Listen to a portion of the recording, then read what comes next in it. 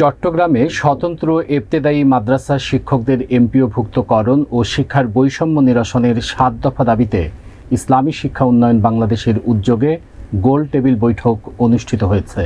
বিস্তারিত দেখুন চট্টগ্রাম ব্যুরো প্রতিনিধি রোমেন চৌধুরীর প্রতিবেদনে।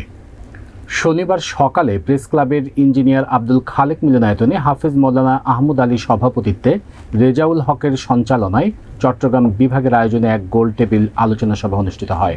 এতে প্রধান অতিথি ছিলেন ইসলামী শিক্ষা উন্নয়ন বাংলাদেশের সভাপতি ডক্টর এ.কে.এম. মাহবুবুর রহমান।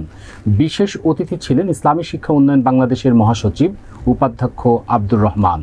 আরও উপস্থিত ছিলেন প্রফেসর ডক্টর আ.ফ.ম. খালিদ হোসাইন, মুফতি মৌলানা ওসিউর রহমান, চট্টগ্রাম বিশ্ববিদ্যালয়ের প্রফেসর ডক্টর আব্দুল কাদের, ডক্টর মোহাম্মদ শহীদুল হক সহ অনেকে। অনুষ্ঠানে বক্তারা বলেন, দেশে কিশোর গ্যাং, অনলাইন উগ্রবাদ সহ দেশের আইন শৃঙ্খলা বজায় রাখতে স্বতন্ত্র ইবতেদায়ী শিক্ষকদের রাষ্ট্রীয়ভাবে সকল সুযোগ সুবিধা প্রদান করা জরুরি হয়ে পড়েছে। এ সময় সংগঠনের পক্ষ থেকে ৭ দফা দাবি উপস্থাপন করা হয়।